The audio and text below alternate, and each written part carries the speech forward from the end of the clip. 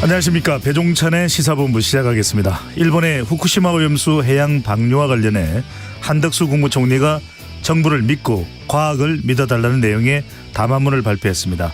그렇지만 어민과 상인 등 국민들의 불안은 여전합니다. 정치권에서 갈등도 계속되고 있는데요. 한편 민주당의 주도로 8월 임시국회가 오늘로 종료됩니다.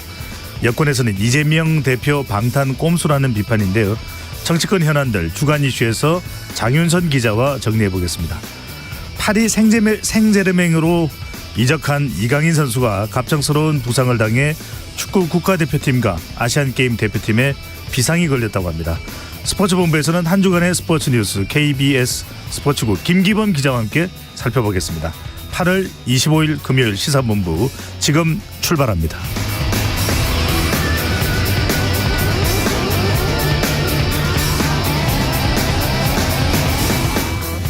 일부 마지막에 듣는 노래 디저트송 신청도 기다립니다. 오늘 듣고 싶은 노래 있으시면 문자 샵 9730으로 자유롭게 보내주시고요. 짧은 문자 50원, 긴 문자 100원입니다. 선정되신 분께는 빙수, 치킨 등 간식 쿠폰 보내드리니까요. 많은 참여 부탁드립니다. KBS 1라디오의 모든 프로그램은 유튜브에서도 함께할 수 있습니다. 구독, 좋아요, 댓글도 많이 부탁드립니다.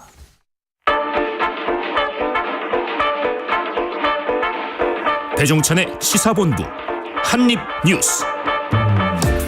오늘의 핵심 뉴스 한입에 정리하는 한입뉴스 시작합니다. 박정호 오마이뉴스 기자, 미디어인권연구소 뭉클의 이봉우 연구원 두 분과 함께합니다. 어서 오십시오. 안녕하십니까. 네, 어제 이제 일본 오염수 방류가 시작됐습니다. 각계로부터의 반응이 이제 방류가 시작되자 더 많이 나온다고 봐야 되겠네요.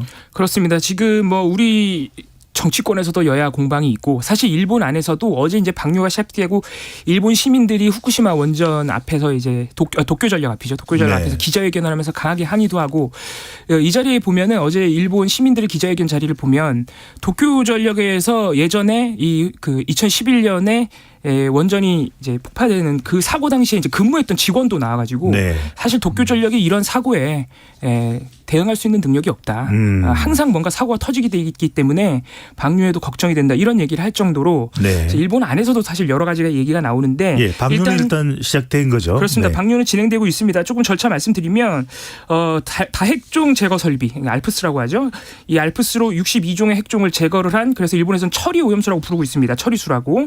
처리가 된 거를 방류 직전에 보관하는 수조가 또 따로 있습니다. 여기로 옮겨가지고 다시 한번 핵종 농도를 검사를 하고요. 여기서 이제 바닷물과 섞어서 삼중수소, 이 알프스가 못 걸러내는 삼중수소를 바닷물로 희석한 다음에 1km의 해저 터널로 지금 방류를 하고 있습니다.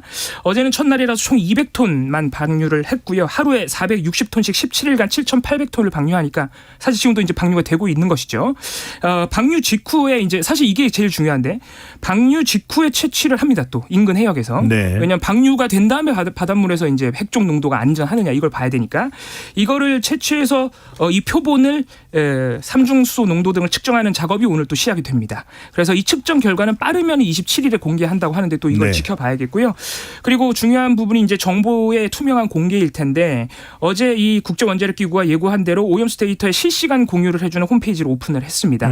이 홈페이지는 지금 한국의 원자력안전기술원에도 공개가 되어 있고요. 도쿄전력에서 똑같은 공개를 하고 있는데, 언제든 확인이 가능하다는 그렇습니다. 거죠. 이게 실시간 데이터입니다. 네. 실시간 데이터로서 6개의 데이터가 표시가 되는데, 처리 오염수의 방사선량, 그리고 처리된 오염수의 유량, 오염수 희석시키는 희석 바닷물의 방사선량, 그리고 희석용 해수의 또 유입량, 희석 후의 오염수 내 삼중수소 농도, 희석수의 방사선량, 이렇게 6개의 수치를 표시를 하고 있는데, 중요한 것은, 이것보다 더 중요한 게 일본이 하루에 한 번 시료 채취를 한다고 예고했던 해수 배관 헤더의 삼중수소 농도, 방출 전 한 번 측정한다고 했던 방류 직전 탱크의 69종의 핵종 농도, 또 상류 수조, 그러니까 방류 직전 수조보다 앞선 단계에 있는 상류 수조 삼중수소 농도, 이런 것들이 이 방류 직전에 오염수가 얼마나 안전하냐를 판단하는 가장 중요한 또 측정 데이터들인데, 이거는 네. 아직 공개가 안 돼 있어요. 이 부분을 언제 공개한다고 하는지 또 얘기를 아직 안 해주고 있습니다. 그래서 이런 데이터들이 추후에 투명하게 공개되는지 또 우리 정부가 유심히 또 지켜봐야 될 부분들. 이런 부분들을 우리가 좀 적극적으로 요구를 할 필요가 있겠네요. 그렇습니다. 자, 17일간 방류를 하고 잠깐 멈추게 되는 겁니까? 그렇습니다. 이게 계속해서 방류 방류가 되는 것은 아니고 올해 한 해에 방류할 양이 딱 정해져 있습니다. 그러니까 이것도 내년부터는 그거보다 양을 늘려서 이게 계속해서 방류를 하는 양이 정해져 있기 때문에 네. 중간중간에 점검도 해야 되고 해서 이게 뭐 1년 내내 매일매일 방류가 됩니다. 이렇게 보기는 어렵습니다. 매일매일은 아니다. 그렇습니다. 자, 곧바로 한덕수 총리가 대국민 담화를 발표했습니다. 담화 내용 듣고 오겠습니다. 과학적 기준과 국제적 절차에 따라 처리되고 방류된다면 지금 상황에서 국민 여러분께서 과도하게 걱정하실 필요는 없다는 것이 전 세계 과학 전문가들의 공통된 의견입니다. 지금 우리 국민을 가장 크게 위협하는 것은 과학에 근거하지 않은 가짜뉴스와 정치적 이득을 위한 허위 선동입니다. 잘못된 정보로 국민들을 혼란케 하는 일은 결탄코 없어야 합니다. 한덕수 총리는 가짜뉴스, 허위 선동에 혼란이 일어나서는 안 된다는 점을 강조했는데 네. 자, 또 한덕수 총리의 발언 내용 중에서 전 세계 전문가들의 공통된 의견은 걱정할 필요가 없다. 이렇게 설명을 했습니다. 어떻게 받아들여야 될까요? 네, 그만큼 과학적이고 국제적 기준에 맞게 방류가 되는 거기 때문에 안심하셔라. 걱정할 필요 없다. 이렇게 정부 입장에서는 국민들의 우려를 씻어내기 위해서 노력을 하고 있는 그런 모습인데요. 근데 언급하신 것처럼 전 세계 과학 전문가들 공통된 의견이라고 했는데 사실 전 세계 모든 전문가들이 여기에 이제 공통된 의견을 가지고 있다. 이거는 사실은 동의할 수 없는 부분이 있습니다. 네. 왜냐하면 여기에 대해서 그린피스나 아니면은 생태 환경적 그런 연구를 해온 그런 전문가들은 계속해서 이 문제점들을 제기하고 있거든요.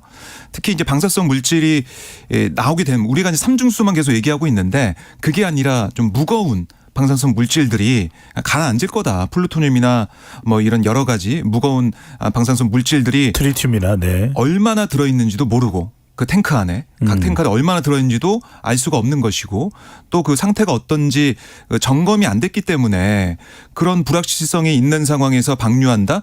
이거는 IAEA 보고서를 통해서는 절차적인 문제가 없다, 뭐 기준에 맞다라고는 했지만 IAEA 보고서를 어떻게 맹신하고 믿을 수 있겠느냐 이런 얘기.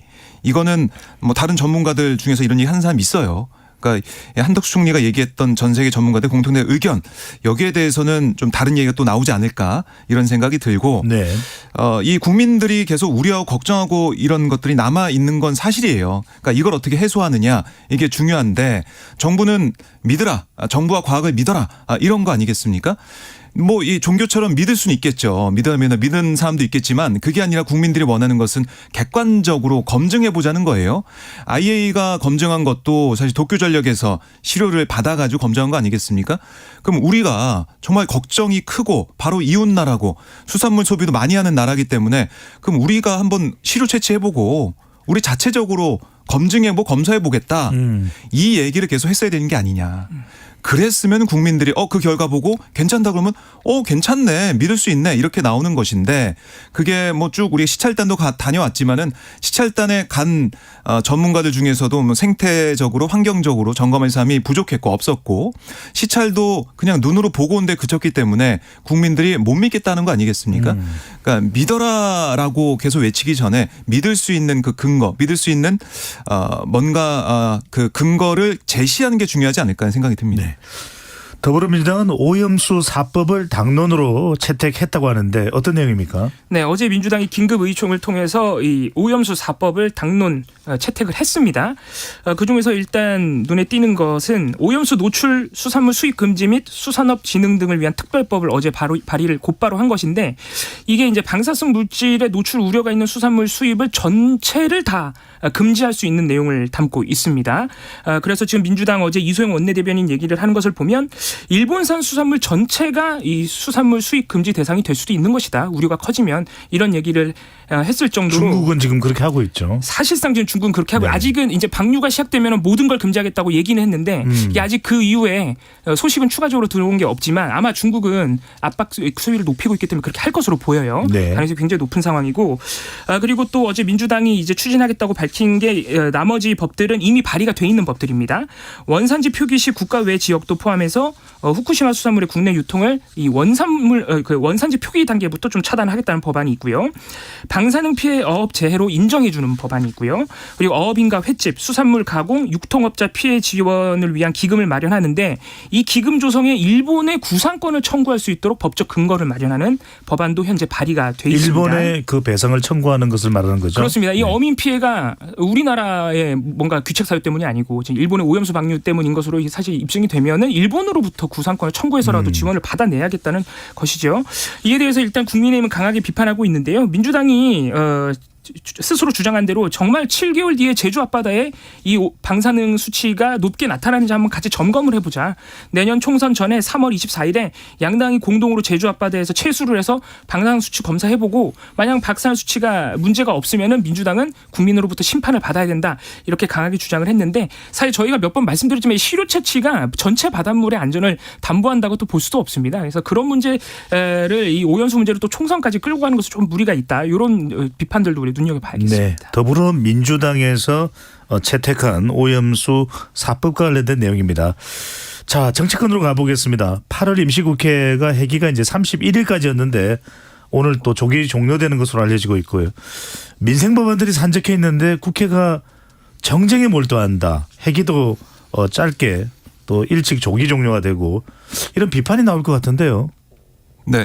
그러니까 지금 보면은 8월 임시국회가 이 31일까지였어요. 원래는. 근데 언제 이제 수정안이 제출되면서 오늘로 종료가 되는 걸로 결정이 됐습니다.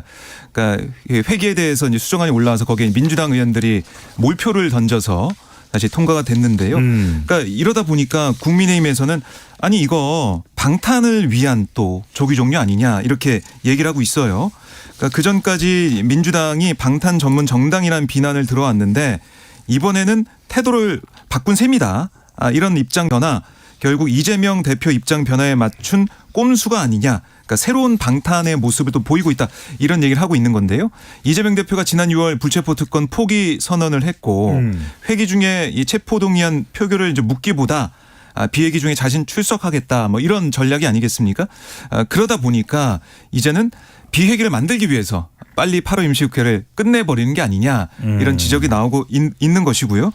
그러다 보니까 이 여야의 정쟁에 묻혀가지고 아까 언급하신 것처럼 민생 법안들 이게 제대로 처리가 안 되는 상황 아니냐 이런 비판이 나오고 있는 거예요. 네. 그러니까 가장 쟁점이 됐던 민생 법안이 노란봉투법, 뭐 노동조합법 2, 3조를 개정해서 사용제 개념과 합법적 노동쟁의 범위를 확대해서 이 노동자들 특히 이제 하청 노동자들과 어떻게 보면 교섭할 수 있는 교섭권을 보장하는 것, 또 사측의 일방적 정리해고 같은 노동조건 이것도 합법적 쟁의로 포함시키는 그런 내용이 노란봉투법으로 불리는 그 법안들인데 이게 사실은 제대로 처리가 안 되고 있고 그리고 뭐 방송법도 마찬가지고 이러다 보니까 이 국회 회기 뭐 이게 줄이고 늘리고 이런 것도 우리가 봐야겠지만은 그 안에 어떤 싸움이 있고 여야의 주장이 있는지도 봐야겠지만은 어떤 법안들이 지금 국회에 있고 어떤 법안들이 처리가 되지 않고 있느냐 여기에 대해서는 계속 우리가 지켜봐야 될 것 같아요. 네. 내용을 좀 봐야 된다는 생각이 들었습니다. 참 일을 안 한다는 비판을 모면하기는 또 힘들지 않을까라는 생각이 들기도 하고요. 그런가 하면 원희룡 국토교통부 장관이 시민단체 행사에서 한 발언이 논란이 되고 있는데 그 발언 내용 듣고 오겠습니다. 또 한 번의 재편 이때 우리가 다른 거 모두 제껴놓고 모두가 힘을 합해서 정권교체의 한 단계 전진 한 단계 정권교체의 강화 이것을 이뤄내간다고 생각합니다. 내용의 핵심 키워드를 보면은 정권 교체의 강화 이 이야기인데 어떤 식으로 논란이 되고 있나요? 사실상 이제 총선에서 어떻게 보면은 이제 국민의힘에 좀 표를 달라 이런 식으로 좀 해석이 될 수 있는 발언인데 어제 이제 보수 성향의 포럼이 새로운 미래를 준비하는 모임 세미나에 참석해서 한 얘기고요. 여당 간판을 들고 국민 심판을 받아야 하는 분들의 밑바탕 작업을 하는 데에도 저의 정무적 역할을 모든 힘을 다 바쳐서 최선을 다할 것을 약속드린다. 그러면서 방금 들으신 얘기도 한 것입니다. 네. 그리고 이게 총선에 영향을 미치는 그런 발언으로 해석이 되기 때문에 이 원희룡 장관은 지금 장관이니까 공무원 아닙니까? 그렇기 때문에 이 공직선거법상의 공무원은 선거에 대한 부당한 영향력을 행사 또는 선거 결과에 영향을 미치는 행위를 해서는 안 된다는 조항이 있기 때문에 이 공직선거법상의 공무원의 이 의무를 좀 위반한 것이 아니냐 이런 얘기도 나오고요. 그래서 민주당에서는 이 공직선거법 위반 혐의로 공수처에 원희룡 장관을 고발하겠다는 뜻도 밝혔습니다. 중앙선거관리위원회에도 이제 언론사들이 이 내용에 대해서 판단을 좀 물어봤는데 일단 중앙선관위에서는 강연 이 내용을 살펴보고 있다. 선거와 관련성이 있는지는 조금 더 종합적으로 살펴봐야 될 것 같다고 답을 했습니다. 네. 정치적 발언, 특히 이제 선거와 관련된 발언이라면 문제가 될 수 있기 때문에 또 논란이 되고 있는 것으로 보입니다. 자, 윤석열 대통령 어제 규제 혁신 전략 회의를 직접 주재하고 대대적인 규제 완화를 선언했습니다. 규제 혁신 전략 회의에서 윤석열 대통령의 발언부터 듣고 오겠습니다. 쉽게 풀 수 있는 규제를 넘어서서 우리가 먹고 사는 문제와 직결된 꼭 풀어야 하는 킬러 규제 혁파에 우리 모두 집중해야 합니다. 수능과 관련해서는 공정 입시를 강조하면서 킬러 문항을 제거하겠다, 없애겠다라고 이야기를 했었었는데 이번에는 이제 킬러 규제 이야기를 했습니다. 어떤 내용입니까? 네, 그러니까 규제가 시장을 왜곡하거나 독과점을 만들어내기도 하고 민간의 자유로운 투자와 사업 활동을 방해하는 뭐 그런 제도도 있는데 그걸 이제 걷어내는 데 더 집중하겠다라고 얘기하면서 빠른 규제 완화를 주문한 셈인데요. 어제 안건이 크게 세 가지예요. 산업단지 입지 규제 혁파 방안, 또 화학물질 관리 등 환경 규제 혁파 방안, 그리고 외국인 인력 활용 같은 고용 규제 혁파 방안 이 세 가지를 논의했는데 윤 대통령은 산단 입지, 산업단지 입지 규제와 관련해서 제조업을 뒷받침해 줄 수 있는 여러 가지 서비스 시설들 이게 산단에 들어갈 수 없게 만들어놔서 좀 불편이 컸다. 입주 업종 제한의 완화를 지시했습니다. 그래서 뭐 정원이나 체육시설, 문화시설 이런 것도 산업단지에 자유롭게 들어갈 수 있어야 된다. 이런 얘기를 하는 것이고요. 화학물질 관리 같은 환경 규제와 관련해서도 좀 과학적 기준을 전제하면서도 정부가 기업의 신청에 대해 규정에 맞는지 가부만 판단해서 안 된다. 기업의 이익이 되는 행정에 적극 임하라. 이렇게 얘기를 했어요. 그러니까 기업 이익에 좀 초점 맞춘 그런 발언 아니겠느냐라는 지적도 나오고 있는데 그러니까 이 법적 규제가 있는 이유가 있을 것이고 규제가 지금까지 살아있는 그런 여러 가지 절차상의 목적도 있을 텐데 무조건 규제만 풀고 규제를 풀어주는 이런 모습 그것도 이제 기업의 이익을 위해서 풀어주는 이런 모습들 기업엔 이익이 될 수도 있지만은 우리 국민들이나 아니면 거기 주민들한테는 이익이 안 될 수도 있잖아요. 그러니까 이런 것들 하나하나 어떻게 따져서 꼭 풀어야 되는 말 그대로 윤 대통령이 얘기한 것처럼 킬러 규제 혁파를 어떻게 잘 해나갈 것이냐 이게 관건인 것 같습니다. 알겠습니다. 얼마나 또 실질적으로 우리 국민들에게 일자리도 또 확보가 되고 또 지방이 살아날 수 있는데 도움이 될지가 중요한 또 관건이 되겠군요. 자, 이 시각 교통정보 알아보고 한입뉴스 이어가겠습니다. 정현정 리포터 나와주세요. 네, 오늘부터 다시 찜통 더위가 나타나고 있습니다. 다만 남아있는 약한 비구름대의 영향으로 오후에는 곳곳에서 비가 내릴 수 있겠습니다. 우산 하나 챙겨서 외출하시는 편이 좋겠고요. 현재 고속도로 돌발 구간 많은데요. 경부고속도로 서울 방향으로 신갈분기점 부근 진출로 2차로에서는 승용차 관련 사고 있어서 처리하고 있습니다. 서울요금소 1차로와 2차로에서는 승용차 사고 역시 있어서 처리하고 있고요. 서울요금소부터 2km가량 막히고 있습니다.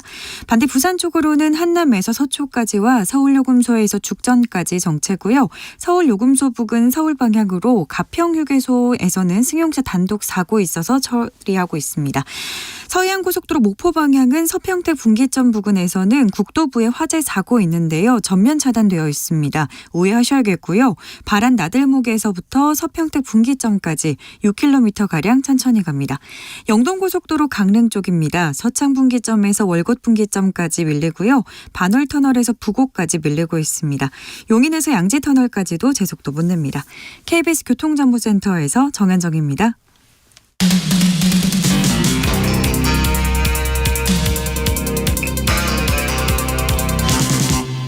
배종찬의 시사본부.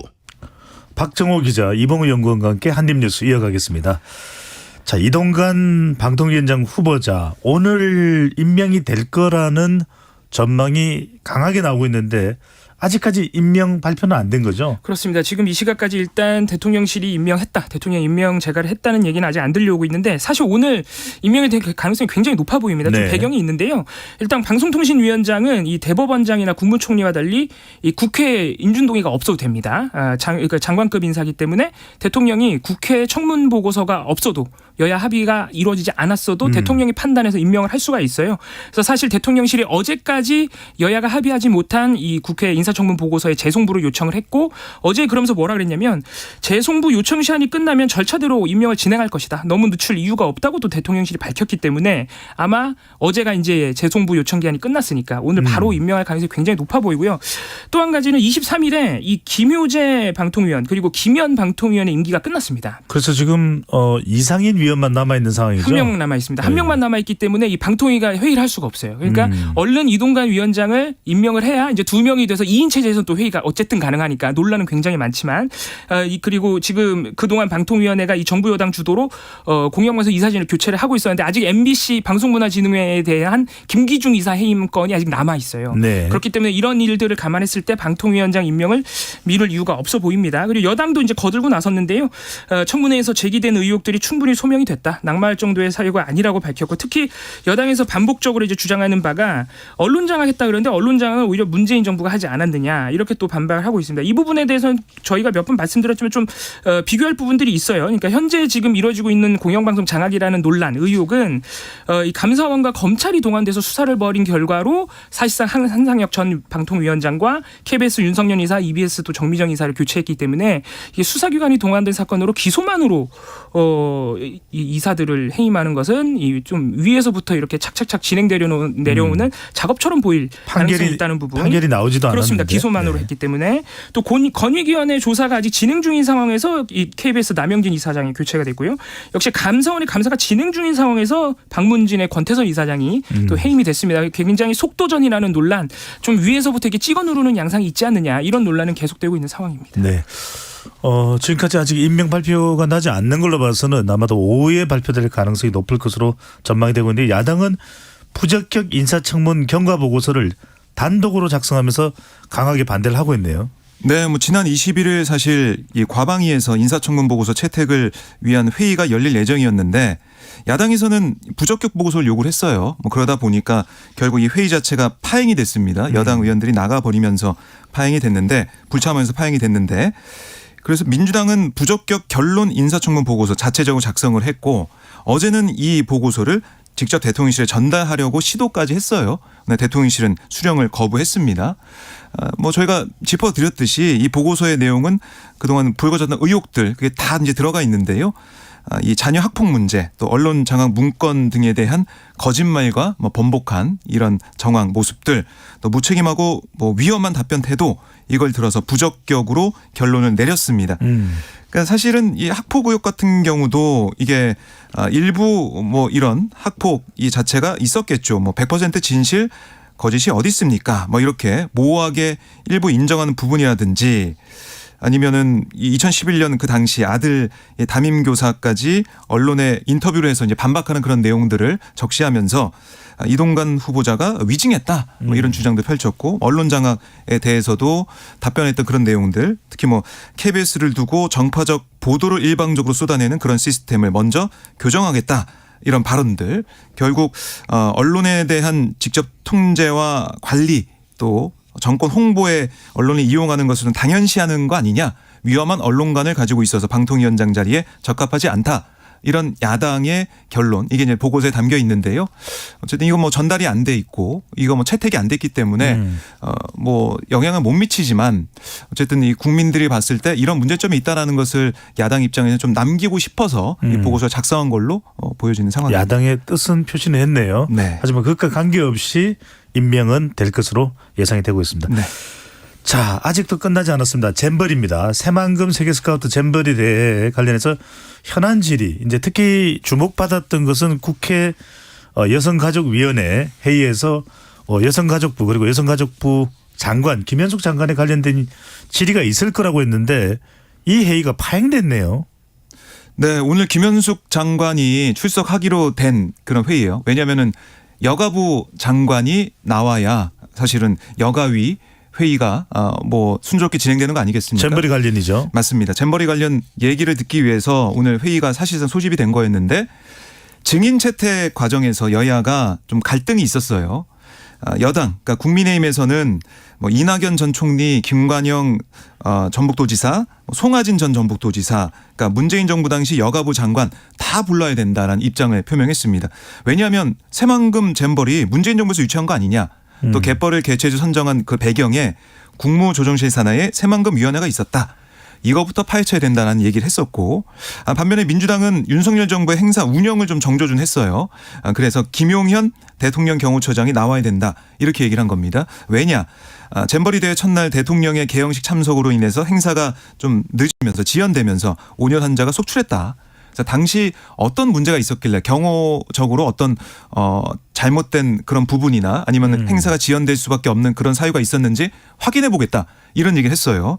그러다 보니까 국민의힘 쪽에서는 왜 이거를 현 정부 정권 그것도 대통령실까지 겨냥해서 끌고 들어가느냐라는 주장을 했고 민주당에서는 아니 윤석열 정부의 책임이 이렇게 큰데 과거 정부도 들추게 나서고 있냐 이렇게 맞선 거죠. 네. 그래서 증인 채택이 안 돼서 참고인 채택이 안 돼서 김용현 경호처장은 그럼 빼겠다. 다시 또 논의해보자라고 민주당 쪽에서는 다시 제안을 했는데요. 이게 또 원활하게 합의가 안 됐어요. 그래서 결국에는 오늘 회의가 파행으로 흐르고 있고요. 김현숙 장관도 원래 오늘 아침 9시 회의 때문에 와서 대기를 하고 있었는데 이게 여야 합의로 회의가 열리지 않고 있었기 때문에 출석하지 못했다. 뭐 이런 입장을 내놨는데 김현숙 장관이 뭐 나오지 않는 이상 이 회의가 원만하게 진행되기는 어려워 보인다. 특히 여당 의원들도 아직 복귀할 생각이 없어 보이기 때문에 결국에는 증인 참고인 채택 문제 이게 우리가 지난번에 행안위 회의에서도 봤었거든요. 네. 행안위 회의에서도 김관영 지사를 뭐 증인 채택하느냐 안 하냐 부르느냐 마느냐 이런 것 때문에 논란이 그때도 있었기 파행이 때문에 됐죠. 그렇습니다. 그래서 그때 파행됐는데 이번에도 똑같은 흐름으로 가는 게 아니냐. 그러니까 좀 국민들 입장에서는 안타깝죠. 네. 이 뭐 전 정부 현 정부 따질 것 없이 잼버리 파행이 왜 있었는지 그럼요. 알고 싶은 건데 잼버리 파행을 묻기 위한 회의가 파행이 되는 이런 웃지 못할 상황이 벌어지게 됐습니다. 전 정부 현 정부 알 것 없이 문제가 있었던 부분을 다 밝히면 되는 거죠. 네. 나는 그게 가장 필요한 일이 아닌가. 가릴 것 없이. 자, 잇따른 흉기 난동 그리고 성폭행 살인 사건 여러 가지로 우리 국민들 불안감이 커지고 있습니다. 자, 경찰이 인력 부족을 호소하자 정부가 이미 폐지된 의무경찰제 부활을 예고를 했는데 뭐 실제 가능한 일입니까? 그 논란이 좀 커지고 있는데요. 사실 23일에 이 한덕수 총리가 거의 부활을 할 것처럼 사실 확정된 것처럼 좀 얘기를 했어요. 그래서 이상 동기범죄 재발 방지를 위한 담화문을 직접 발표를 하면서 흉악범죄 예방 역량을 강화하기 위해서 의무경찰제도 제도입을 적극 검토하겠다고 밝혔고 또 윤희근 경찰청장이 이 자리에 같이 나왔는데 4, 5년 전만 해도 의경이 2만 5천 명이 있어서 대비가 잘 됐었는데 그때만큼은 아니더라도 최근의 범죄에 신속하게 대응할 수 있는 24시간 상주하는 자원이 필요하다. 이러한 신속 대응 투입 추가에 한 7, 8개월 걸린다 그래가지고 이런 얘기를 하다 보니까 7, 8개월 뒤에 의무경찰제도를 부활시킨다는 얘기 아니냐. 그래서 확정된 것처럼 좀 얘기가 나왔는데 사실 의경은 2017년부터 폐지 수순을 밟아서 올해 4월에 마지막 기수 합동 전역식을 하면서 완전히 폐지가 됐습니다. 그런데 정부가 이렇게 부활을 좀 쉽게 얘기할 수 있었던 것은 의경 모집의 법적 근거인 의무경찰대법이 그대로 남아 있어요. 그러니까 법적 근거는 그대로 남아 있습니다.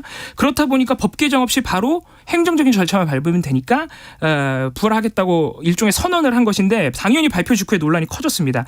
이 의경 폐지의 결정적인 원인이 병역을 이게 사실 의경이 이제 군대를 가느냐 의경을 가느냐. 그렇죠. 병역 의무를 이행하는 방법 중에 하나였거든요. 사실상의 군복무죠. 그렇습니다.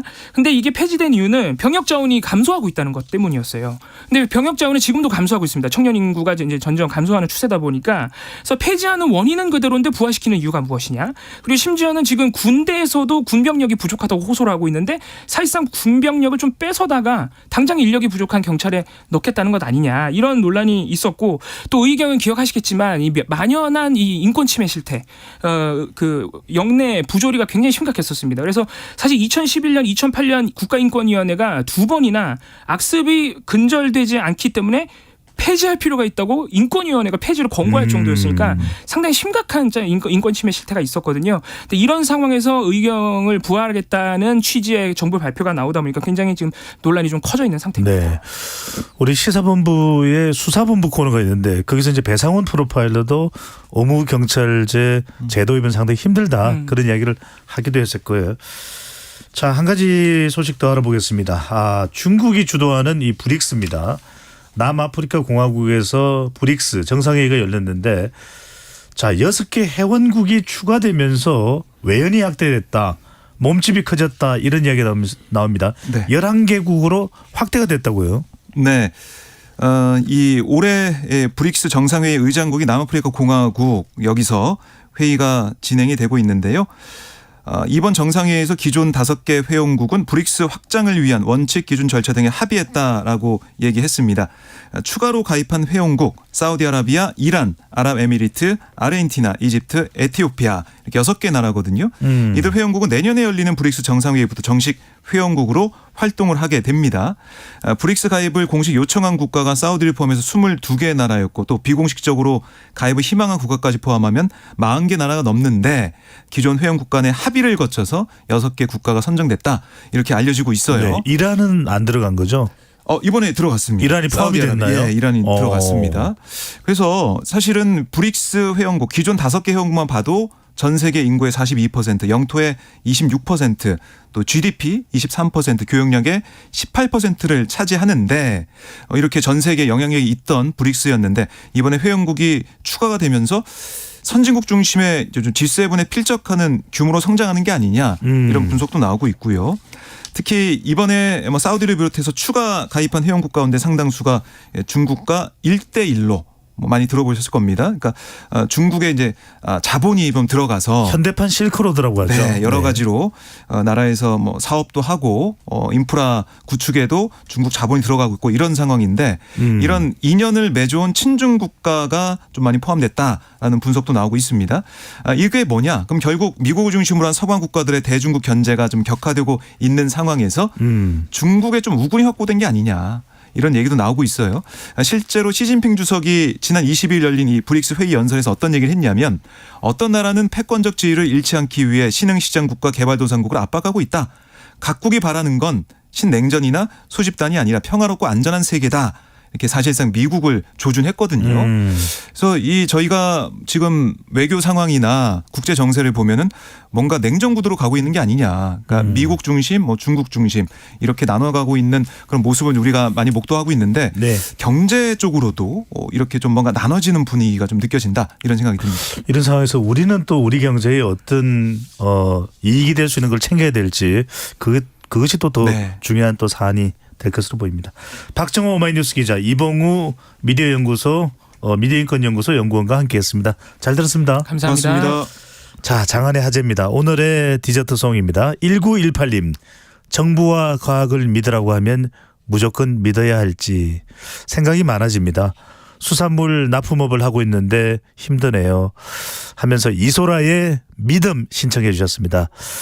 진정한 믿음이 필요한 때입니다. 1918님이 신청해 주신 이소라의 믿음 듣고 저희는 2부로 돌아오겠습니다. 모바일 간식 쿠폰 보내드릴게요. 힘내십시오.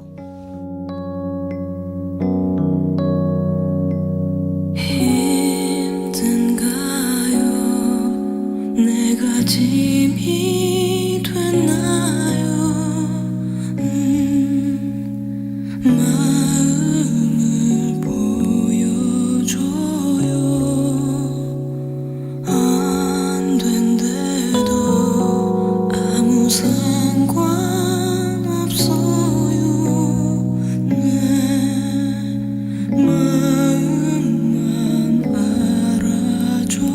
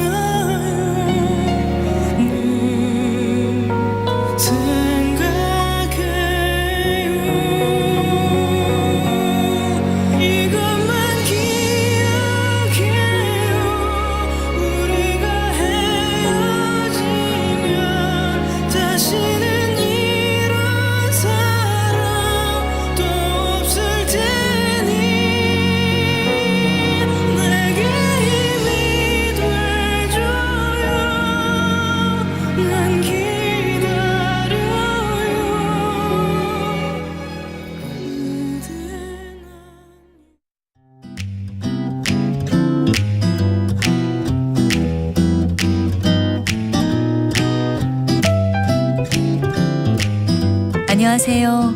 바른말 고운말입니다.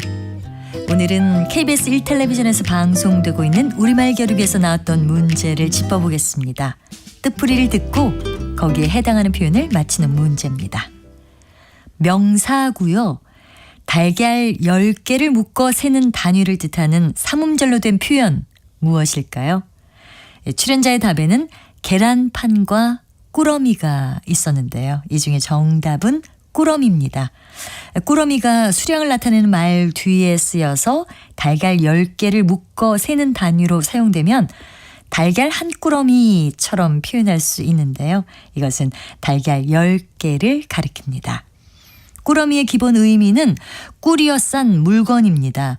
선물 꾸러미라든지 짐을 꾸러미로 묶다와 같이 쓸 수 있습니다. 우리말 속담에 꾸러미에 단장 들었다라는 것도 있는데요. 겉모양은 보잘것없지만 내용은 훨씬 훌륭함을 이르는 말입니다. 같은 뜻을 가진 속담으로 뚝배기보다 장맛이 좋다 또는 장독보다 장맛이 좋다 등이 있습니다. 그리고 수량을 나타내는 말 뒤에 쓰여서 꿀이어 싼 물건을 세는 단위로 사용되기도 하는데요. 소포 2꾸러미라든지 10꾸러미의 수화물처럼 이런 표현으로 말할 수 있습니다. 바른말 고운말 아나운서 변희영이었습니다.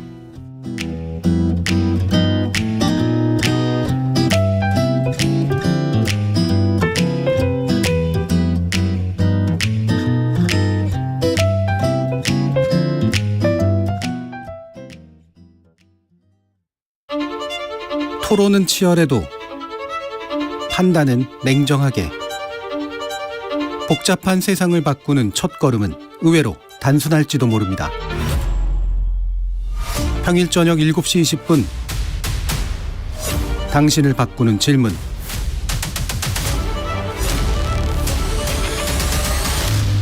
KBS 열린 토론.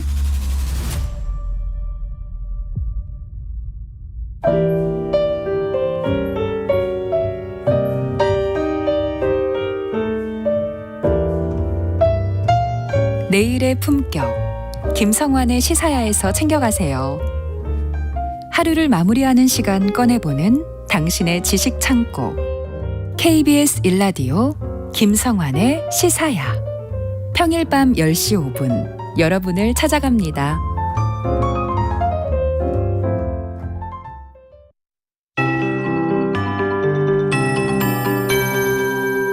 KBS 58분 날씨. 오늘 오후까지 곳곳에 비가 약하게 이어지다가 그치겠습니다. 서울 등 곳곳으로 5mm 안팎의 비만 더 뿌려지겠고요. 중북부 지방으로 5에서 20mm, 남부 일부 지방은 빗방울 정도만 떨어지는 곳도 있겠습니다. 이렇게 남부 지방부터 무더워지면서 오늘 낮 기온이 30도 이상인 곳이 많겠습니다. 현재는 일부 충남권과 전남권에만 폭염특보가 내려져 있는데요. 계속해서 모레까지 더워지기 때문에 그 밖에 남부 지방까지 특보가 확대될 가능성이 높습니다. 건강관리에 유의하셔야겠습니다. 저기압에 동반된 비구름대가 동해상으로 빠져나가고 있습니다. 전라권부터 비가 이제 그치기 시작할 것으로 보이고요. 내일은 가끔 구름만 많이 끼겠습니다.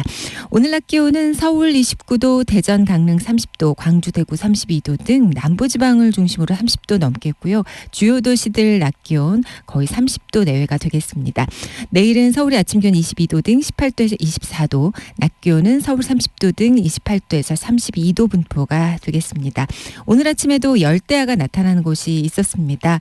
한편 동풍의 영향이 시작되면서 강원 산지에는 짙은 안개 끼는 곳이 많겠고 모레부터 동해안 지역으로 비가 내리기 시작하겠습니다. 지금 서울의 기온은 28.8도입니다. 강혜종입니다.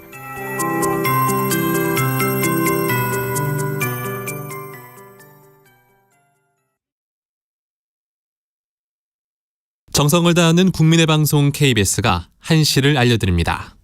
AM 711kHz, FM 97.3MHz, KBS 1라디오입니다. HLKA.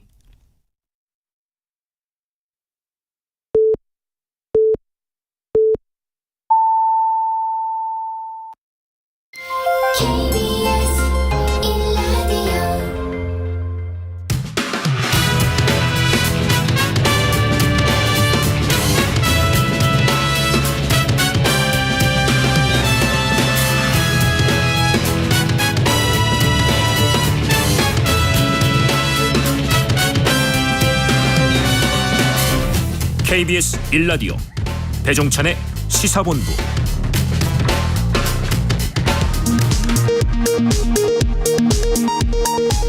이 시각 라디오 정보센터 뉴스입니다.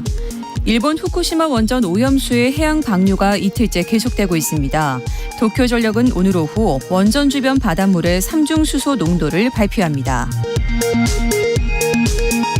정부가 일본 원전 오염수 방류 데이터를 점검 중이며 현재까지는 이상이 없는 것으로 파악했다고 밝혔습니다. 오염수라는 용어의 조정을 검토할 가능성도 내비쳤습니다.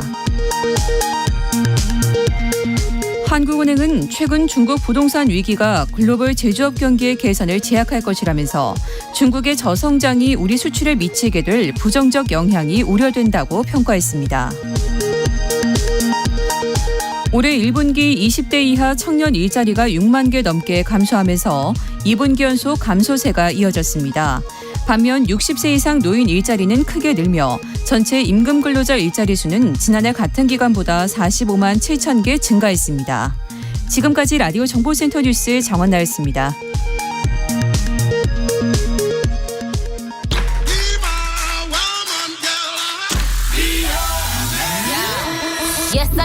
인터넷에서 화제가 된 뉴스를 다뤄보는 스트릿 뉴스파이터 시간입니다. 조현정 시사평론가와 함께합니다. 어서 오십시오. 네, 안녕하세요. 네.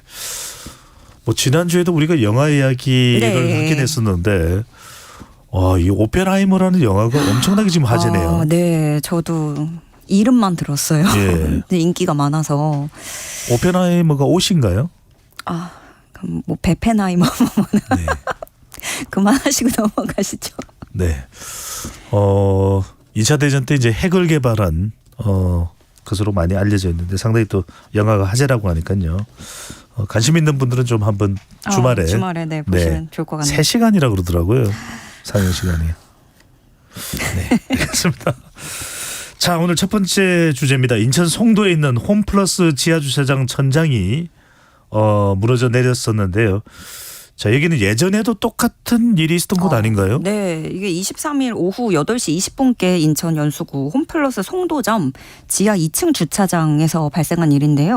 그 주차장 천장 마감재가 일부 부서지면서 바닥으로 와르르 무너져 내렸습니다. 연변 조끼 주변에 있던 사람들이나 당시 현장에 있던 사람은 상당히 놀라고 또 공포스러운 상황이 됐었겠네요. 예, 이게 목격하신 분들은 폭탄 터지는 소리가 났다. 타이어 펑크 나는 소리보다 더 컸다. 이렇게 얘기를 하시고 또 사진으로 확인해 보실 수 있다면 보시면 이게 꽤나 많이 잔재가 이렇게 내려와 있어요. 다행히도 그때 주변을 지나는 손님이나 그 바로 밑에 이게 차량이 있거나 했던 건 아니어서 별다른 피해는 없었는데 그 근처에 있었으면 이건 정말로 인명사고로 이어질 뻔했던 거고요. 근데 문제는 이 해당 지점에서 2019년에도 유사한 사고가 있었던 겁니다. 이 뉴스 기억하는 분들도 계실 것 같은데 그때도 지하 2층 주차장 똑같아요. 이 위치 상세한 위치만 다를 뿐이지 천장 마감재가 떨어졌다는 사실도 똑같은 거고 그 당시에는 승용차 한 대가 파손이 됐었으니까 이번에도 뭐 그저 운에 기댄 거죠. 그 주변에 아무것도 없었다라는 것은. 그래서 관련해서 홈플러스와 건물 시공사 간의 법적 공방이 지금 이미 진행 중입니다. 2019년 사고 때문에. 이게 시공사가 호반건설이고요. 홈플러스는 건물을 임차해서 사용을 하고 있어요. 원래는 신탁사가 소유를 하고 있는데 2019년 사고 이후에 매각을 했다고 하고 홈플러스는 아직도 이게 임차를 하고 있는 거죠. 그리고 당시에 호반건설이 보수를 실시를 했는데 4년 만에 똑같은 층에서 동일한 사고가 반복이 된 거고 또 2020년에도 매장 내부에서 천장 단열재가 떨어져서 매대가 파손되는 일도 있었습니다. 홈플러스 측에서 주장하기로는 회사에서는 재시공을 요청을 했지만 시공사가 보강 수준의 조치만 했다. 이렇게 설명을 하고 있고요. 그 목격자분들이 사진과 글을 올리기도 했는데 내 차 바로 뒤로 천장이 무너져서 먼지가 휘날렸는데 방송도 없었고 직원들은 설명도 없이 치우기에 급급했다. 안 다쳤으니까 다행이라는 생각이 들어야 되는데 무대응에 화도 나고 무섭다라는 내용들이 있습니다. 요즘 사실은 국민들이 심쿵할 수 있는 게 무량판 그러니까 기둥이 최소화된 그런 건설로 인해서 네. 부실 시공으로 상당히 많은 국민들이 우려하고 있잖아요. 그래서 기둥 철근 빠진 주차장 분간법 이런 것도 인터넷에 올라와 있더라고요. 네. 뭐 순살 아파트 뭐 이런 이야기도 네. 있을 정도인데 각별히 좀 적극적인 대응이 필요해 보입니다. 자, 두 번째 주제로 넘어가 보는데 이 주제는 상당히 좀 충격적입니다. 무슨 이런 일이 있는지라는 생각이 들 텐데 대통령 추석 선물 팝니다. 한 온라인 중고거래 사이트에 올라온 글인데요. 글을 올린 사람이 다름 아닌 국민의힘 사무처 당직자인 것으로 밝혀졌네요. 네. 대통령 추석 선물 팝니다. 이렇게 제목이었고요. 예. 그러니까 아직 추석 조금 남았잖아요. 그래서 이 대통령 선물이 배송이 시작된 것도 아닙니다. 그래서 내용을 보면은 아직 안 와서 품목은 미정이다. 뭘 받을지 모르는 거죠. 본인이 받을 예정이다 이런 의미가 담겨 있는 거네요. 네. 지금 구매하면 집으로 택배 가능하고 수령지를 변경해서 보내드리겠다. 그러니까 이게 대통령 선물을 받을 때 택배 주소를 그 구매자 쪽으로 바꿔서 설정을 해두겠다. 뭐 이런 거겠죠. 그래서 금액은 30만 원으로 설정이 돼 있었고 거래 희망 장소는 서울 여의도동 국회의사당역 인근이었습니다. 이 글이 올라온 직후에 캡처가 공유되면서 논란이 생겼었어요. 네. 그러니까 세금으로 마련된 대통령 명절 선물인데 그걸 팔아서 사익을 추구하는 건 부적절하다. 이런 거에서 이제 논란이 있었는데 알고 보니 글을 올린 사람이 일반인도 아니었고 현직 국민의힘 사무처 당직자라는 것이 알려지면서 논란에 더 불을 지핀 겁니다. 네. 이 거래 희망 장소도 보시면 여의도동 의사당역 인근이니까 당사 근처잖아요. 여기 KBS에서도 멀지가 않은 곳이에요. 네. 그래서 이철규 국민의힘 사무총장도 이 사실관계를 보고 받고 네. 있어서는 안 되는 일이다. 해당 직원이 너무 사안을 가볍게 본 것 같다라면서 엄정 조치를 지시했고 국민의힘은 곧바로 대기 발령 내렸습니다. 후속 조치도 예고한 상태인데 여기서도 이제 누리꾼들 의견이 엇갈리고 있어요. 본인이 필요가 없어서 중고로 파는 게 문제가 되냐라는 의견도 일부 있고 반대로 물건 되파는 건 자유지만 엄연히 세금으로 받은 것에 대해서는 본인이 이윤을 붙일 게 아니라 뭐 차라리 나눠주는 게 맞다라는 의견들이 좀 대다수 있었고요. 그리고 또 한편으로는 당직자들이 받는 선물이 저렇게 거금이었냐. 대통령 명절 선물 못하게 법으로 정하자. 네. 이런 의견도 있었습니다. 근데 실제 그 대통령 선물 가격이 뭐 30만 원인지 값어치가 있는 것인지 20만 원 값어치가 있는 네. 그건 알 수가 없는 거 아닌가요? 이게 보통 지역 특산품 뭐 귀한 것들로 선정이 되긴 하는데 네. 제가 역대 대통령 선물 세트 단가를 이제 추정되는 것들을 좀 찾아봤더니 한 7, 8만 원 정도 선에서 10만 원이 조금 안 되는 걸로. 물론 그 대통령실 그 전에도 청와대 발표가 공식적으로 있었던 건 아니기 때문에 네. 뭐 추정치에 가깝긴 하지만 보통은 그 정도 선으로 예상을 하고 있습니다. 네. 조윤정 평론가가 잘 아는 걸 보니까 뭐 대통령 선물을 받아봤던 것 같아요. 네, 사진으로 구경을 해. 네, 알겠습니다. 자, 다음 주제로 넘어가겠습니다. 한국형 발사체 누리호 실전 발사의 첫 손님으로 우주에 간 큐브 위성이 한반도 지표면을 촬영하는데 성공했다는 소식입니다. 이거 상당히 또 우리에겐 반가운 소식이네요. 네, 우리가 5월 달이었죠. 누리호 발사하면서 큰 박수를 치고 이제 그럼 큐브 위성도 가서 역할을 해줄지 기다려보자. 이렇게 기대를 하고 있었는데 3개월 만의 일이고요. 이 큐브 위성이 지구 영상을 촬영해서 임무에 성공한 건 우리나라에서 이번이 처음입니다. 국내 우주기업 카이로스페이스에 따르면 자체 개발한 큐브 위성인 KSAT-3U가 경남 사천과 통영 일대를 촬영해서 지상국으로 전송을 했다고 하는데요. 이번에 이 촬영한 영상이 흑백으로 가로 57km, 세로 32km 면적을 찍은 것이라고 합니다. 그 해상도도 30m 크기 물체를 분간할 수 있을 정도로. 상당히 정밀하네요. 그렇죠. 그래서 영상에는 그 남해안의 복잡한 해안선과 섬들이 아주 선명하게 나타나 있고 구름도 보이고 또 이게 지도하고 겹치면 그대로 맞아 떨어질 정도로 굉장히 정확히 촬영이 됐다고 합니다. 원래는 태풍 카논을 촬영을 하려고 했다가 이 카논이 일본 쪽으로 방향을 틀면서 이제 좀 우리도 바꾼 거죠. 그래서 사천과 통영 일대를 촬영한 것으로 전해졌고요. 이 큐브 위성은 하루 2번만 한반도를 지나간다고 해요. 앞으로 백두산 천지 라든가 한라산 백록담 이런 다양한 지역을 촬영할 계획을 갖고 있다고 하는데요. 이렇게 획득한 영상 자료를 국내 관련 기관들이 활용할 수 있도록 적극적으로 협력할 방침이라고 합니다. 네, 정말 반가운 소식이고 앞으로 우리가 이런 우주 발사체 그리고 인공위성 기술이 좀 더 발전되면 좋겠다는 생각이 듭니다. 자, 이 과학기술 연구 투자 아무리 우리가 좀 관심을 많이 기울이고 투자를 한다고 해도 이건 뭐 지나치지 않을 텐데 최근 국가 전략 정보 자산인 슈퍼컴퓨터 설비 일부를 가동하지 못하는 황당하고 답답한 사태가 벌어지고 있다. 이건 무슨 이야기입니까? 이게 국가 슈퍼컴퓨팅이라고 하면 국내외 여러 실험 데이터를 저장하고 분석하는 역할을 하는 중요한 설비예요. 그래서 국내 주요 대학이나 연구소에서 이 장비를 이용해서 연구개발 작업을 하고 그야말로 국가 전략 정보자산의 핵심이라고 할 수 있는 건데요. 그런데 최근에 이 슈퍼컴퓨팅 설비 가동이 중단이 됐고 그 이유는 다름 아닌 전기요금 때문입니다. 최근에 전기료가 많이 올랐잖아요. 네. 그런데다가 매년 우리가 클러스터 장비를 추가로 설치를 하면서 왜 그게 개인 컴퓨터도 아니고 이런 슈퍼컴퓨터 같은 경우에는 용량이 많이 드니까. 전기를 많이 먹네요. 그래서 사용량도 큰 폭으로 늘어나서 올해 책정된 예산으로는 이게 감당할 수가 없었다는 거예요. 지난해 전기료로 3억 5천만 원을 지출했는데 올해는 2배가 넘는 7억 원 이상이 들어갈 것으로 예상이 되다 보니까 그러면 이걸 어떻게 하냐. 고육지책으로 내놓은 게 전기료가 가장 비쌀 때가 지금이라는 거예요. 극성수기 8월 중순 하순에는 장비 절반을 꺼버리자. 이런 방법을 찾아낸 전기요금 건데. 때문에. 네. 그래서 본부 측은 연구자가 정말로 시급히 필요한 경우에는 다시 켜서 지원을 하는 등 불편을 최소화하도록 할 것이다 라고 밝혔습니다. 하지만 일선 현장에서는 상당한 불만이 나오고 있는 거죠. 전기료가 없어서 컴퓨터를 끈다는 얘기는 사상 초유의 일이고 처음 듣는 일이고 너무나 충격적이다.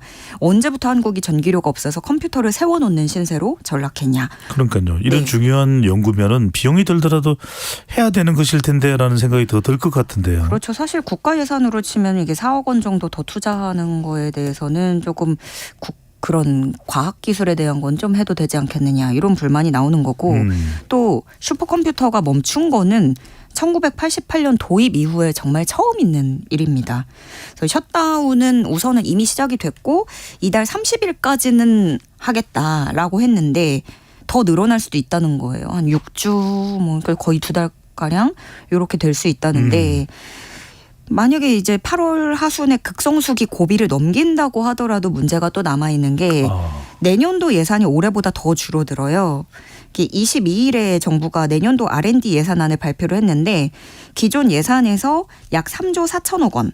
그 14%가량을 삭감을 했고 기초 연구 예산은 6.2%, 정부 출연 연구기관 예산은 10.8%씩 각각 줄어들었습니다. 그래서 새롭게 도입할 슈퍼컴 6호기 운영 예산은 전액 삭감된 것으로 알려졌습니다. 다른 건 몰라도 우리가 과학 기술을 위해서 연구를 위한 예산은 더 많이 늘어나야 된다는 생각이 드는데 왜 그런지 좀 조정될 여지는 있는지 재검토가 됐으면 좋겠다는 생각도 듭니다. 네. 지금까지 스트릿 뉴스 파이터 조현정 시사평론가와 함께했습니다. 잘 들었습니다. 네, 고맙습니다.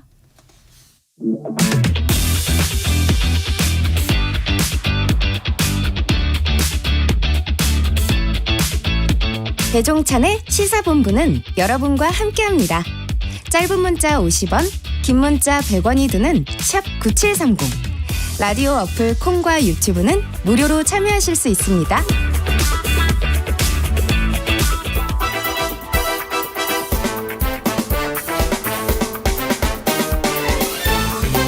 이번 한 주 어떤 소식이 가장 뜨거운 뉴스인지 한 주간의 뉴스들을 종합 정리하고 미처 못다한 이야기까지 챙겨드립니다. 장윤선의 주간 이슈. 장윤선 정치전문기자와 함께합니다. 어서 오십시오. 네.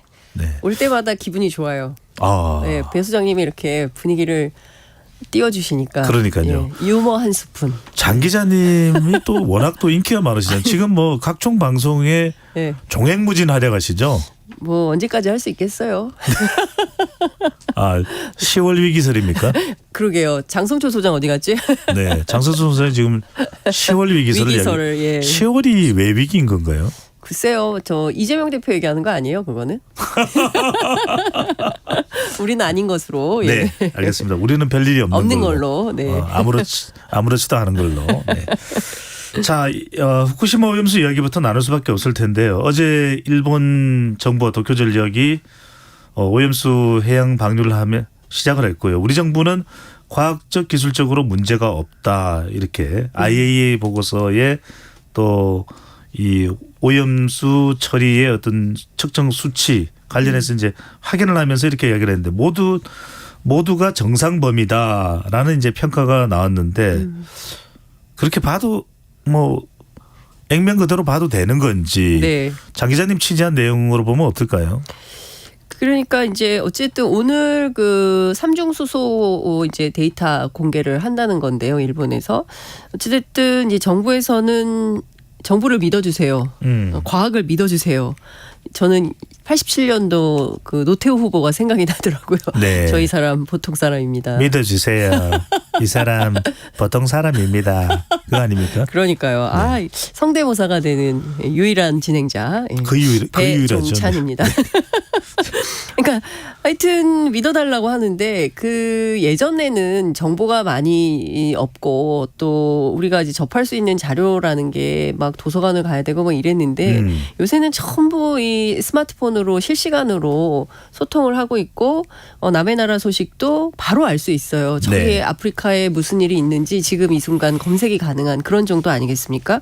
그렇기 때문에 국민들이 다 그런 거를 찾아보시고 이거 조금 위험하다. 그리고 어떻게 될지 모르겠다. 이런 불안감. 그러니까 전문가들이 정부에서 얘기하는 전문가도 있지만 과학자들이 있지만 세계 유수의 과학자들이 또 판단하는 게 있고 이게 그동안 한 번도 없었던 인류 역사상 최초의 해양 방류이기 때문에 그 해양 방류가 어떤 결과를 낳을지는 아무도 모르는 예측이 불가능한 이런 상황이기 때문에 다들 불안해하는 거 아니겠습니까? 근데 가짜 뉴스다. 허위 선동이다.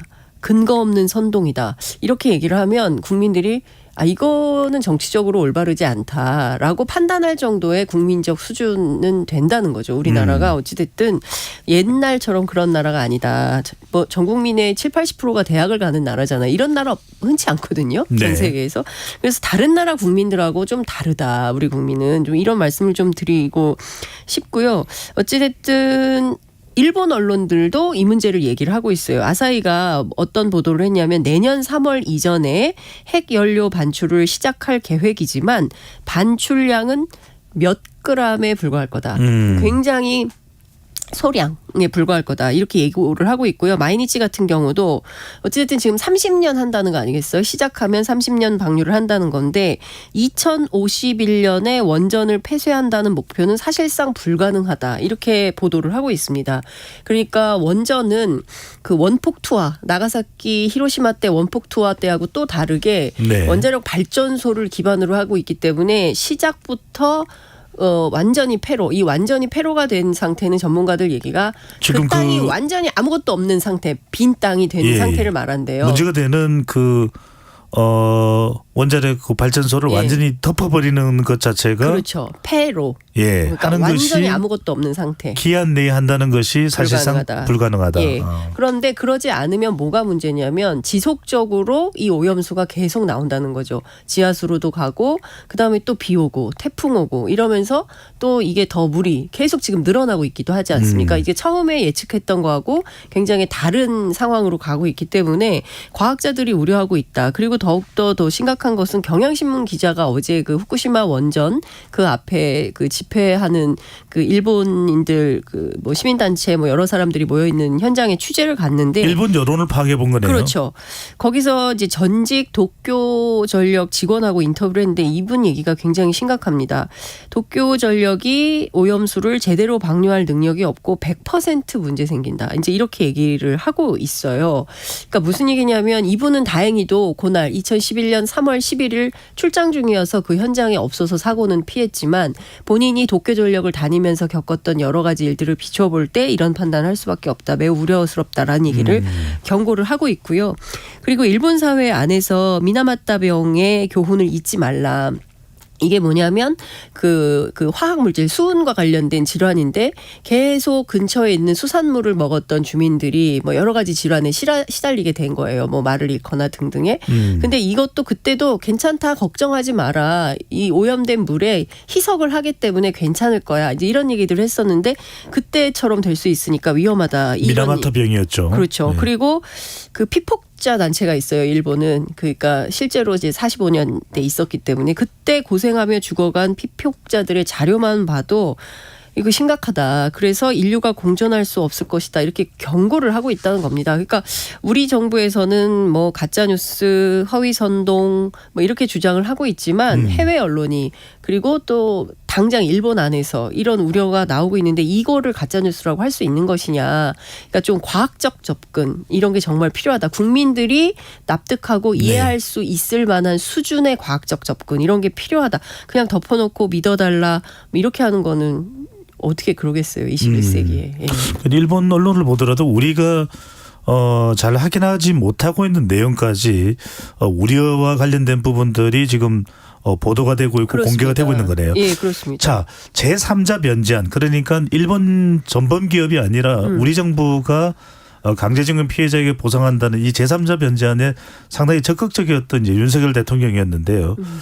자, 일본 후쿠시마 오염수와 관련해서는 별다른 대통령의 이 설명이나 또는 발언을 들을 수 없는 건 무슨 이유일까요?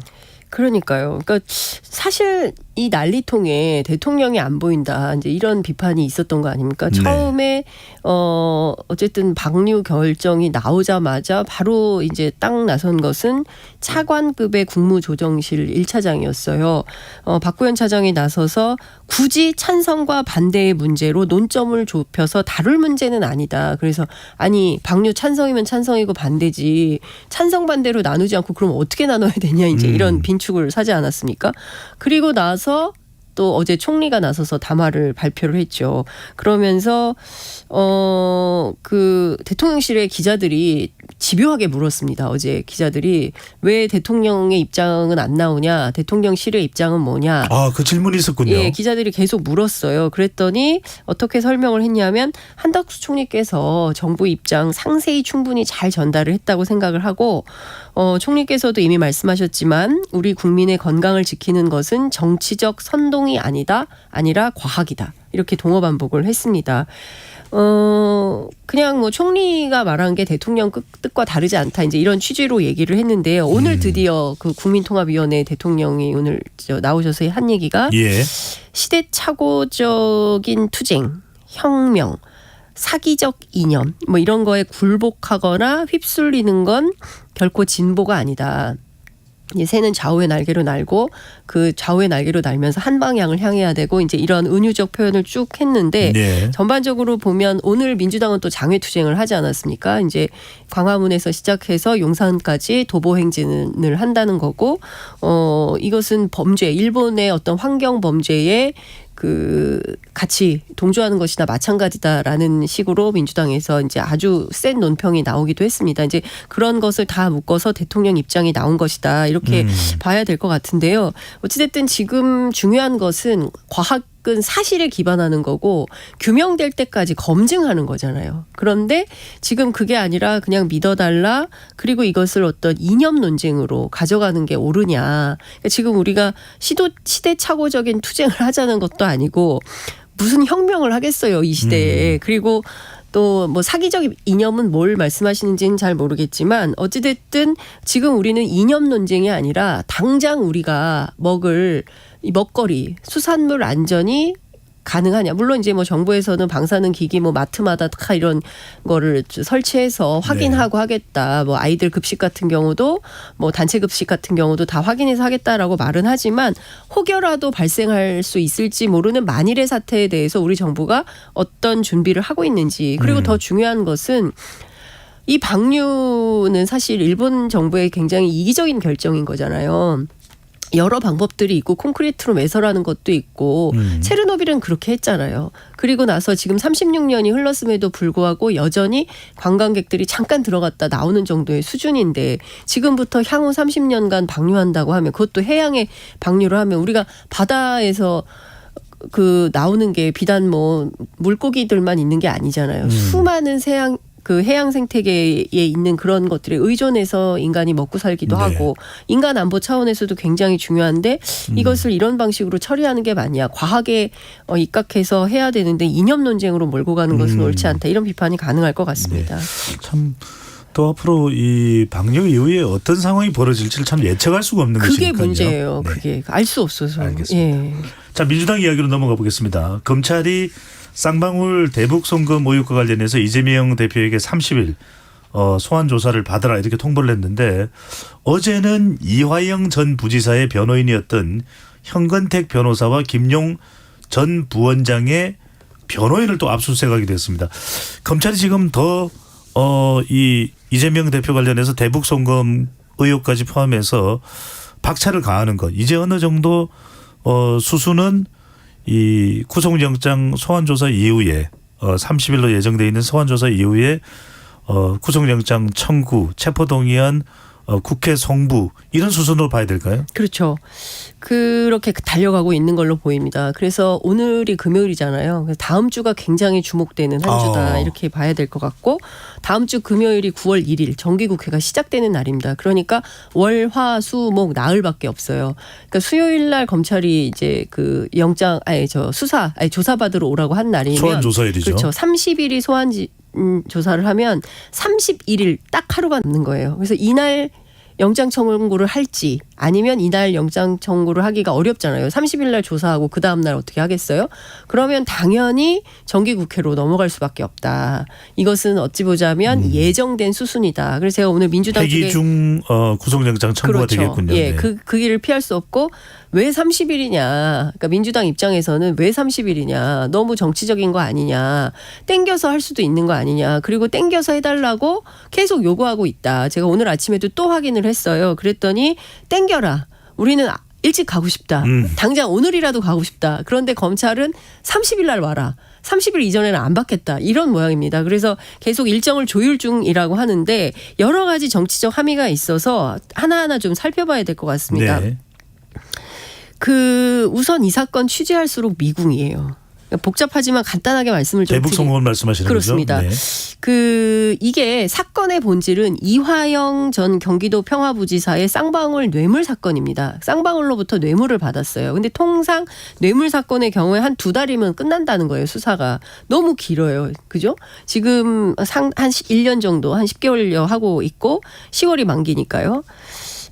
이런 상황인데 거기에 이제 김성태 쌍방울 회장, 그다음에 쌍방울 경기도 이재명 대표 이런 등등이 등장하면서 대북 송금 그리고 최근 흐름을 보면 민주당 사법방해 의혹으로 약간 방향을 틀어서 확장되는 그런 양상을 보이고 있습니다. 그러니까 이 사건이 앞으로 어디로 이제 그 귀착될지 종결점을 어디에서 맞을지 알 수가 없는 이런 상황으로 가는 핵심은 거예요. 그 부분인 거죠. 네.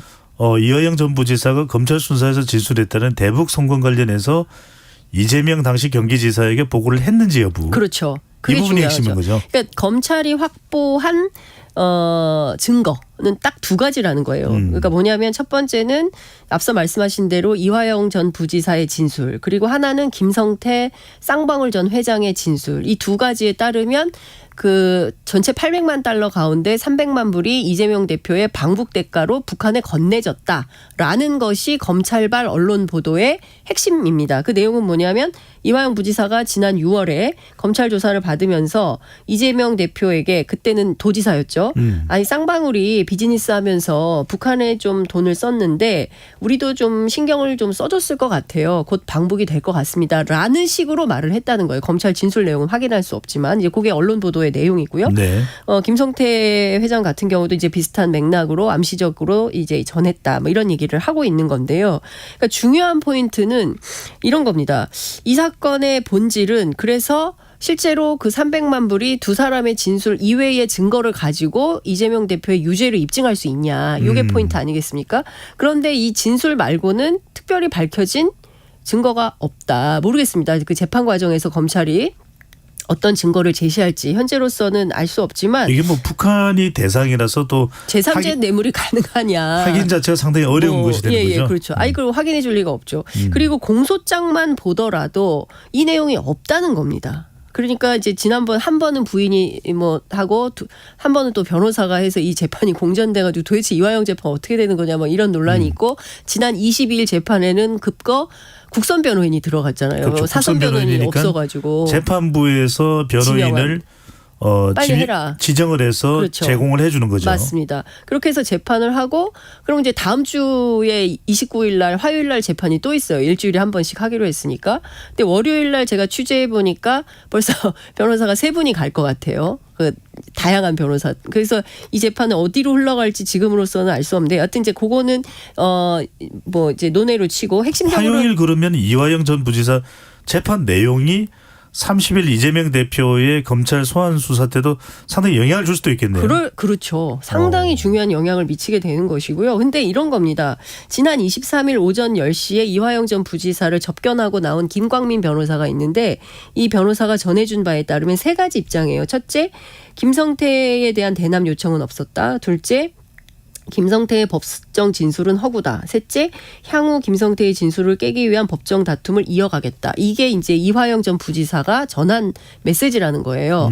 그래서 이제 3가지 내용을 보면 이것은 지난번에 자필 뭐 옥중 편지 써서 논란이 된 바 있지 않습니까? 자기는 그렇게 진술한 바 없는데 언론 보도에서 마치 진술을 바꾼 것처럼 검찰발로 보도되는데 이것은 사실이 아닙니다라고 한 내용의 이제 옥중 편지가 공개돼서 또 한 번 논란이 빚은 적이 있는데 어쨌든 중요한 포인트는 막 여러 가지 일이 있고 그리고 뭐 앞서 말씀하신 대로 현근택 변호사 압수수색하고 박찬대, 천준호 2 의원에 대해서 소환 통보가 오고 부인 아들 지역위원장이 입건이 되고 뭐 용인 지역의 활동가 측근 시의원 등이 소환 조사가 되고 또 경기도 평화국장 같은 경우에는 구속이 됐는데 그 이화영 부지사가 검찰 조사를 받는데 자꾸 북한 얘기를 물어보는데 무슨 말인지 잘 모르겠으니까 뭔지 좀 자료 좀 요청해달라 그래서 부인 통해서 전달했는데 구속이 되고 막 이제 이런 거예요.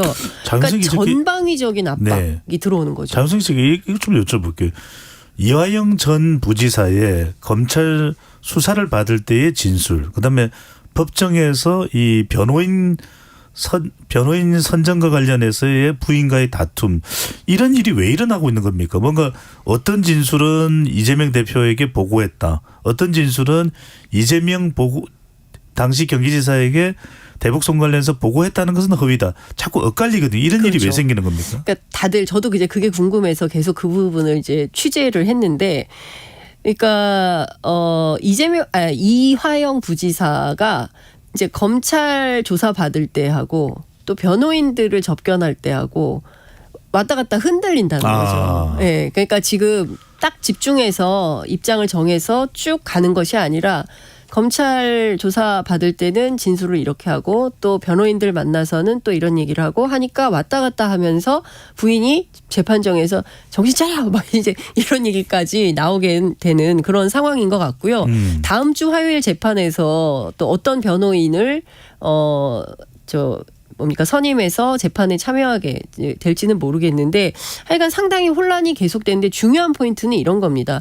공소장 내용이 확인이 돼야 되거든요. 그런데 지금 김성태 쌍방울 전 회장의 공소장 그다음에 이화영 전 부지사의 공소장 이 공소장 내용이 서로 착종되는 모양입니다. 그래서 좀 일관되지 못하다라는 비판이 좀 나오고 있어서 착종되다는 말씀은 일치되지 않는다는 그렇죠. 말씀이시죠. 예. 그러니까 뭐 받은 장소 그다음에 금액이 뭐 누구한테 얼마 가고 누구한테 얼마 가는데 이게 다 일치해야 되잖아요. 다른 건 몰라도 돈이 누구에게 갔고 그 돈이 어느 날 어떻게 갔고 이런 날짜 그다음에 장소 그다음에 준 사람 뭐 이런 것들이 일치해야 되는데 꼭 그렇지 않은 모양입니다. 그래서 그런 내용들이 좀 확인이 되면 문제가 있을 것 같다. 그래서 이재명 대표 측은 상당히 자신 있어 하고 있는 것이고요. 그래서 회기 중에 치지 말고 비회기 중에 영장을 발부를 하면 내가 가서 당당하게 받겠다. 그런데 검찰로서는 이것도 상당히 부담이 되는 측면이 있어요. 예컨대 만약에 영장실질 심사를 받으러 갔어요. 그런데 거기서 기각이 돼요.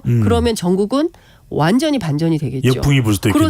그렇습니다. 그렇기 때문에 그때부터는 뭐 완전히 판세가 다 바뀌기 때문에 그 검찰로서는 상당히 부담스러울 수 있는 겁니다. 그렇게 그렇기 때문에 회기 중에 치려고 하는 거 아니냐라고 민주당 측에서는 의심을 하고 있는 것이죠. 바로 그 부분 여쭤볼게요. 민주당 취재를 하셨을 텐데 네.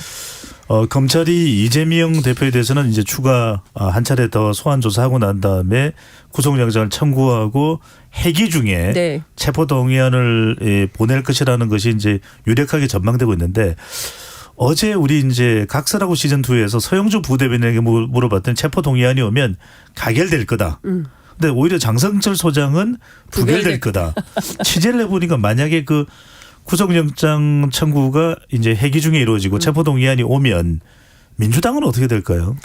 그러니까 제가 보기에 서용주 부대변인은 비명계를 취재한 것 같고 그다음에 장성철 소장은 친명계를 취재한 것 같아요. 그래서 서로 다른 것 같은데 비명계들은 이번에 오면 가결됩니다라고 얘기하는 분들이 많습니다. 제가 이제 국회의원회관을 돌면서 주로 취재를 하는데요. 그렇게 얘기하는 분들이 많아요. 그런데 이제 친명계 쪽에서는 이 사건 자체에 의혹이 많고 문제가 있기 때문에 그리고 우리 손으로 어떻게 대표를 그러니까 여기서 가결을 해서 보내면 그러면 법원이 그 구속영장 청구에 정당성 명분을 주게 된다. 그래서 그렇게 하면 안 된다라고 이제 또 얘기를 하는 거예요. 그래서 이제 가부 이런 게 엇갈리는데 이런 혼란을 주지 말라. 당에 괴롭잖아요. 그래서 그런 정치적 목적이 아니라면 그런 혼란을 줄이는 차원에서라도 비회기 중에 영장을 청구하면 이재명 대표가 가서 영장 실질 심사를 받겠다라는 주장을 하는 겁니다. 근데 앞서 말씀드린 대로 이제 그런 정치적 맥락이 있는 것이고 상당히 혼란이 있겠죠. 그런데 제가 보시기에는 가결입니까 부결입니까? 이거 틀릴 수 있는데. 뭐 상관없이요. 취재한 대로 말씀하시면 되니까. 그러니까요. 근데 저도 예측을 못 하겠어요. 왜냐하면 저는 친명 비명 다 취재를 하는데 이분들은 또 이렇게 얘기하고 저분들은 또 저렇게 얘기하는데 그런데 이제 중간에 계신 분들이 있어요. 친명도 비명도 아니고 무게파. 혼자서 일하시는 분들 이런 분들의 경우에는 아마도 부결되지 않겠냐라고 얘기를 해요. 하면 왜냐하면 가결은 쉽지 않을 거다라고 얘기를 하죠. 그러니까 우리 손으로 어떻게 대표를 그렇게 할 수가 있겠냐라는 생각에 조금 기울어져 있긴 한 것 같은데 여하튼 중요한 포인트는 정기국회 때 치면 민주당은 대혼란으로 갈 수밖에 없다. 예. 알겠습니다.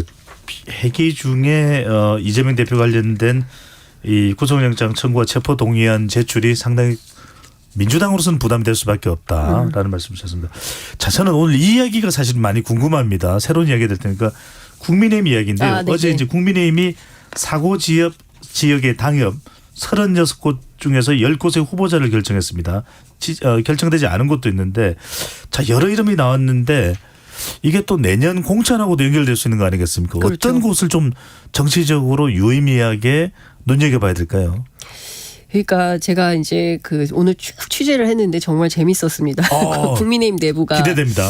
그러니까 핵심은 용산에 있더라고요. 핵심은 용산이다. 그러니까 무슨 얘기냐면 박진호 국민의힘 조강특위 위원이 기자들한테 이런 얘기를 했어요. 인선 기준에 대해서 설명을 했는데요. 제일 중요한 것은 당선 가능성이다. 그리고 지역에서 어느 정도 인지도가 있는지가 중점이었다. 이렇게 밝혔는데 고석 변호사 들어보셨습니까? 들어봤습니다. 이름은 들어봤습니다. 잘 알고 저 개인적으로는 전혀 모르고. 네.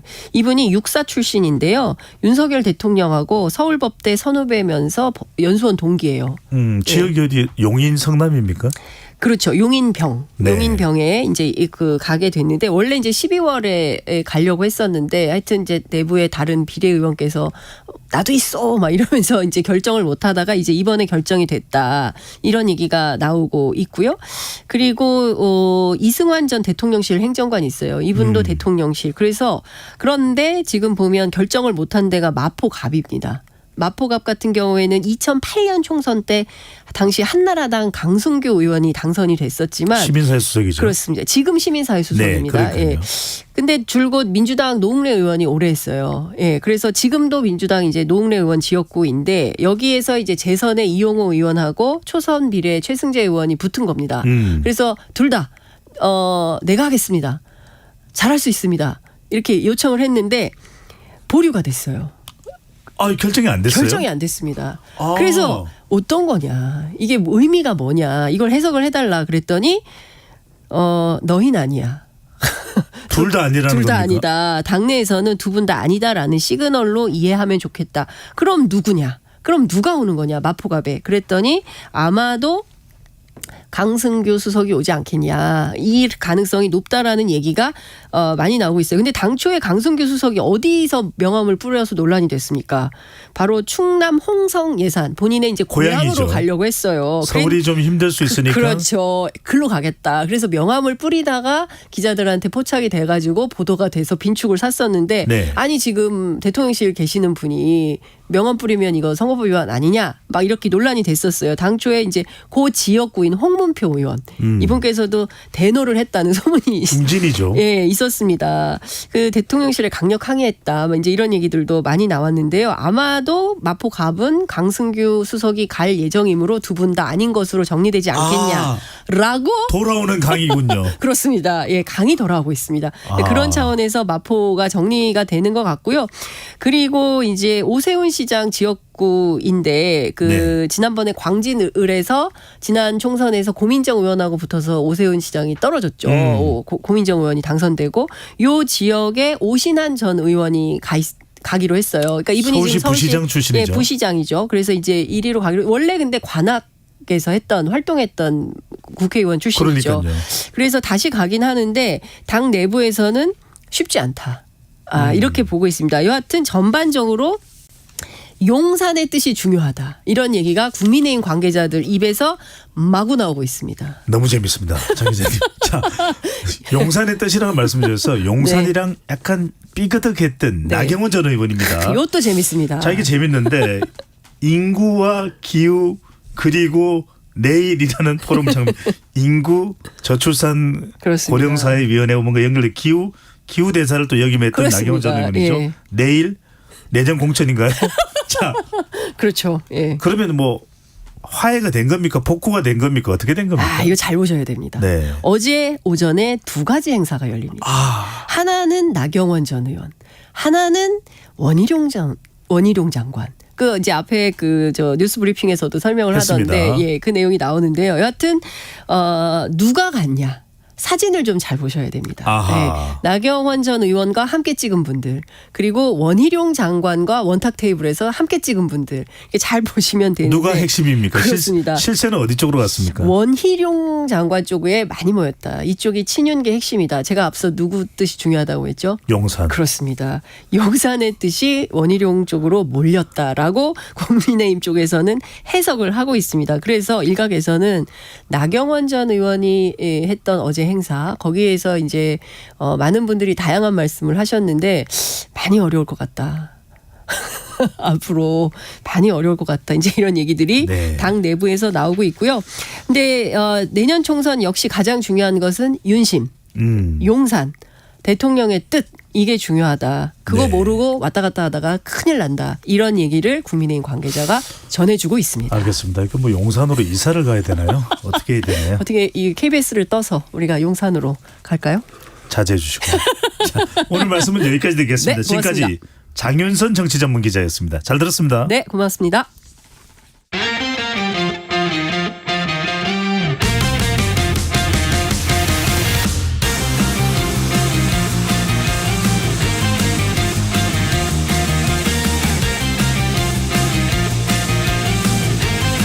한 주간의 스포츠 소식 KBS 스포츠국 김기범 기자와 함께합니다. 어서 오십시오. 네, 안녕하세요. 반갑습니다. 네. 실제 김기범 기자는 스포츠를 또 본인도 하고 또 실력도 상당히 있는 편이십니까? 저 원래는 운동 진짜 못하는데요. 네. 취미로 테니스를 해가지고 테니스는 좀 치는 편입니다. 테니스. 네. 네. 이거 다른 기초 체력은 하나도 안 돼요. 네, 오로지 테니스. 네. 네. 묻지도 말고 따지도 말고 테니스. 네. 네. 자, 테니스 인재 김기범 기자와 함께합니다. 자, 그래서 테니스 소식부터. 네. 그래서 온통 테니스로 질문을 도배를 했네요. 저 제작진의 요청도 있었다는 거를 공식적으로 알려드리겠습니다. 알겠습니다. 네.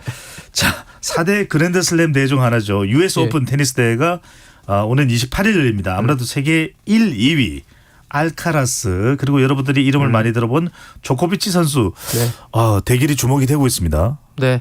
이게 그 메이저 대회라는 게 있잖아요. 골프도 메이저 대회는 1년에 4개 열리고요. 네. 테니스도 4번 열립니다. 근데 4번째 맨 마지막에 열리는 게 이제 항상 이 US 오픈이거든요. 그래서 최종적인 챔피언이 누구냐, 누가 마지막에 묻냐, 요걸 결정하기 때문에 US 오픈이 중요하고, 특히 올 시즌 같은 경우에는 말씀하셨던 그 알카라스는 좀 별로 처음 들어보셨죠? 이름을 잘 많이 못 들어봤어요. 이제 20살밖에 안 됐고요. 등장한 지가 한 2년밖에 안 된 선수라서 그 테니스를 좋아하지 않으시는 분들은 예. 이름을 못 들어보고, 페더러, 나달, 조코비치 이런 선수들은 한 15년 동안 열심히 쳐서 다들 아시는데, 알카라스는 처음인데 지금 알카라스가 지금 조코비치라는 네. 거의 테니스 황제라고 불릴 수 있는 이 선수를 역전해 버렸어요. 실력적으로. 알카라스는 어느 나라고 조코비치는 어느 나라입니까? 알카라스는 스페인 국적이고 예. 조코비치는 세르비아인데요. 이 스페인의 알카라스가 지난번에 7월 달에 윈블던이라고 4대 메이저 대회 가운데서도 가장 최고 권위를 자랑하는 윈블던 결승전에서 영국입니다. 네, 조코비치를 이겼거든요. 그래서 정말 챔피언이 된 거예요. 그런데 조코비치가 좀 아깝게 졌어요. 그래서 이번에 서력하려고 US 오픈을 벼르고 있는데, 그래서 그 세계 랭킹 1위 알카라스, 2위 조코비치의 맞대결이 드디어 다음 주부터 이제 두둥하고 시작되는 US 오픈이 시작됩니다. 네, 많은 분들 또 테니스 좋아하시는 분들 많고, 또 세계의 대결은 어느 종목 가릴 거 없이 네. 모든 또 스포츠 좋아하시는 분들 또 아닌 분들까지도 관심을 또 기울이실 수밖에 없는데, 중요한 건 이제 우리나라 선수입니다. 권순우 선수. 자, 5년 연속 본선에 진출했는데 좀 상위권에 올라갔으면 좋을 텐데 어떨까요? 권순우 선수가 메이저 대회, 그러니까 4대 메이저 대회에서 가장 좋은 성적 거둔 게 이제 32강이잖아요. 그러니까 이 선수도 16강. 그다음에 2018년에 호주 오픈에서 정현이라는 선수가 4강까지 오른 적이 있어요. 그래서 정현 선수는 어디로 갔어요 지금? 지금 부상 때문에 조금 좀 열심히 훈련 재활하고 있는데, 부상 회복이 잘 안 돼가지고 한동안 좀 밀려 있고, 그 대신은 이제 권순우 선수가 치고 올라온 건데, 권순우 선수가 이제 메이저 대회에서도 32강, 그 메이저 대회라는 게 128명이 싸웁니다. 본선에 오를 수 있는 게 128강. 128명이 싸울 수가 있는 건데, 거기에 일단 이름을 올리는 것만 해도 영광이고요. 그렇죠. 권순우 선수가 그래서 이번에 본선에 턱걸이로 이름을 올려가지고 1회전부터 시작을 하는데, 부상에서 그 연초에 부상을 당해서 어깨 부상을 당해가지고 6개월 넘게 쉬었어요. 그리고 첫 출전하는 대회가 이 US 오픈이기 때문에 첫 술에 배부르기는 좀 어려울 것 같고, 일단은 좀 좋은 모습을 보여주는 걸로 일단 기대치는 낮추고 1회전에서 좋은 모습만 보여라. 왜냐하면 1회전 상대가 유뱅크스라는 미국의 테니스 선수 치고는 엄청 큰 2m 장신인 선수를 만났거든요. 테니스 선수가 키가 크면 유리한 게 뭐냐면은 서브를 칠 때요. 그러니까요. 위에서 때릴 때 엄청 빠른 속도로 서브가 오거든요. 그래서 권순우 선수가 이런 강 서브를 만나서 첫 판부터 좀 까다로워요. 그래서 1회전 통과를 무리하게 기대하기보다는 얼마나 좋은 모습을 좀 보여줄 수 있느냐, 그런 관점으로 보시면 좋을 것 같습니다. 권순우 선수가 1회전에 붙는 미국 선수죠. 네, 미국의 미국 선수가 유뱅크스. 2m라고 하니까 갑자기 야구에 랜디 존슨 선수가 생각이 나는데, 참 권순우 선수 잘했으면 좋겠습니다. 자, 국내 테니스 협회 소식도 좀 이야기를 해보겠습니다. 협회장의 전행에 몸살을 앓고 있다, 이런 의혹이 나오네요. 이게 사실 스포츠 뉴스가 아니라 시사 뉴스 같습니다. 약간 그런 느낌이 있는데, YTN 보도로 대한테니스협회장의 배임 의혹이 불거졌습니다. 테니스 협회장이 정희균 테니스 협회장인데요. 그 정치권 정세균 전 국무총리의 동생이에요. 그래가지고 유명세가 있었던 협회장이고, 근데 이제 금전적인 배임 의혹이 있고, 그 돈을 뭐 어떻게 썼다라는 게 문제가 아니라, 그 어떤 후원금을 받을 때 정해진 통장, 협회의 공식 통장이 아니라 개인 후원 계좌 같은 거로 돈을 받았다, 이런 의혹을 지금 강하게 받고 있어서 요거는 좀 배임이 아니냐, 이런 의혹에 휩싸였고, 스포츠 협회 단체는요, 스포츠 용품사와 이제 거래를 합니다. 그래서 스포츠 브랜드사한테 이제 옷이나 신발 이런 거를 후원 받거든요. 계약을 맺고. 근데 이거 계약을 맺을 때 직거래를 안 하고 제3의 대행 업체를 껴서 이렇게 후원 계약을 맺었는데, 이게 또 배임 의혹을 상당히 받고 있는, 그럴 이유가 전혀 없는데 왜 수수료를 물어가면서 대행 업체를 끼고 이렇게 거래를 했느냐, 이런 쪽에서 지금 대한체육 상위 단체인 대한체육회 그리고 문화체육관광부에 조사가 필요한 그런 문제 제기가 되고 있습니다. 그 부분이 또 의심스러운 일이 되고 있네요. 그리고 그런 것들이 어떤 거로 연결되냐면요, 이것도 시사본부에 어울리는 이게 정희균 대한테니스협회장이 사실은 지역구 총선을 준비하고 있어요. 네.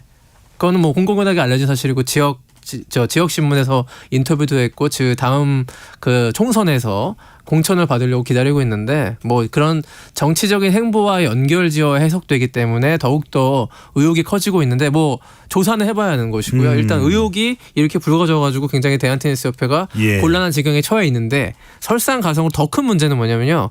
지금 현재 대한테니스협회가 엄청난 채무 빚을 지고 있는 단체입니다. 전 체육 가맹단체 중에 유일하게 수십억 원의 빚을 지고 있어요. 그 간단하게 말씀드리면 그 정의균 회장이 그런 거 아니고 전전 협회장이 그 육군사관학교 내에 있는 그 사관 생도들이 쓰는 테니스 코트가 한 수십 면이 있는데요. 그 코트를 리모델링을 해주고 그 대가로 그 돈을 들여서 리모델링을 해주고 그 운영권을 받기로 한 거예요. 근데 그 돈을 어디서 빌렸냐면은 협회장의 동생이 운영하는 사기업에서 빌렸거든요.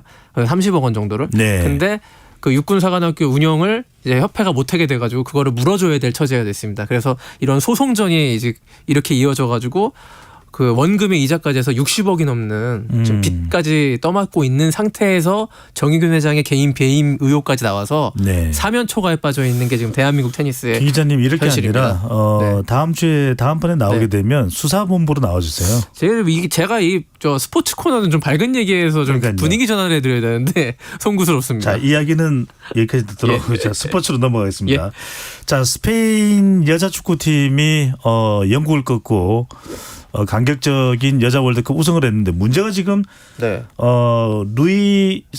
루비알레스 스페인 왕립 축구협회장이 선수들을 포옹하고 또 특정 선수에게는 입맞춤까지 했다고 네. 이게 상당히 논란이 되고 있네요. 영상으로 보시면 민망할 정도로 적당하게 좀 다독거리고서 협회장이 기쁘니까 그럴 수 있잖아요. 예. 자기가 많이 봐왔던 후배 선수들이 이렇게 큰 월드컵 대회에서 우승을 해가지고 얼마나 좋았겠어요. 근데 좀 그 정도가 과했던 겁니다. 보기 민망할 정도로 뭐 입맞춤을 깊게 하고 그렇게 네. 해서 다 이제 수만 관중이 보고 있고 전 세계에 중계 방송되고 있는 그런 상황에서 스페인 축구협회장이 좀 부적절한 행동을 해가지고 국제적인 질타를 받고 있고 무엇보다 그 뭐 피해자라고 해야 될까요? 그 키스를 당한 선수가 나도 불쾌했다 이렇게 말하면서 파장이 더 커졌고 그래서 결국에는 스페인 총리까지 나서가지고 스페인 축구협회장의 그 시상식에서의 행동이 네. 굉장히 부적절했다 이렇게 얘기하면서 사퇴 압박에 시달리고 있는데 아직 안 물러났습니까? 지금 어젯밤 오늘 새벽에 현지 언론 보도는 오늘 사퇴 발표할 것이다라는 보도까지 나오고 있습니다. 아, 그렇군요.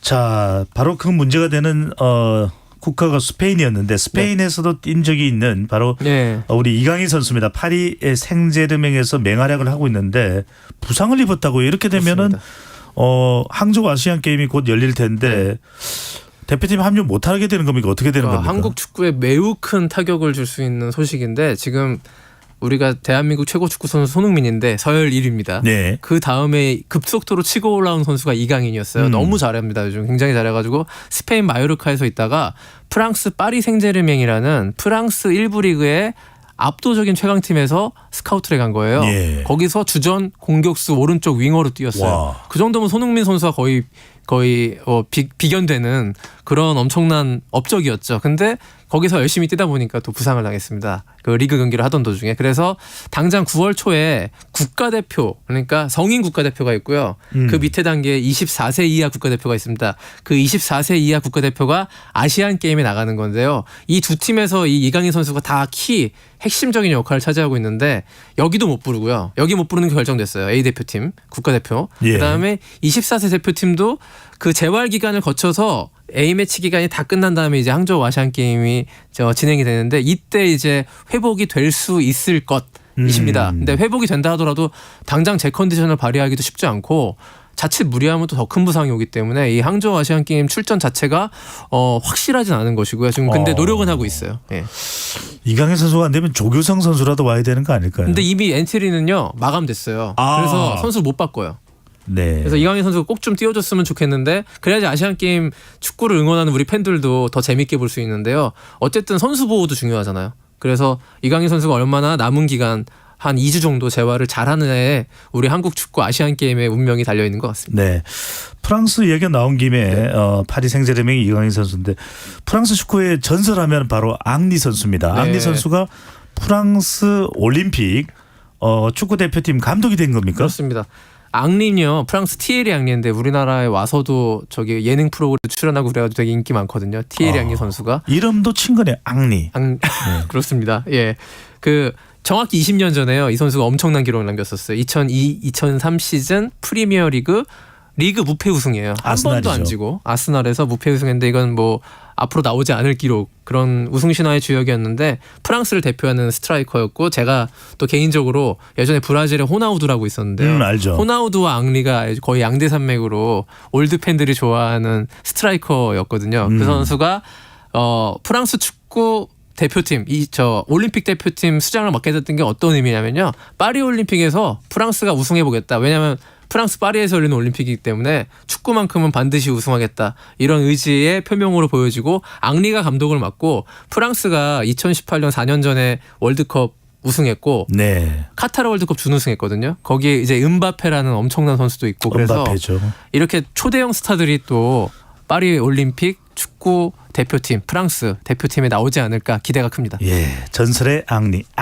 네, 한번 좀 기대를 해보도록 하고요.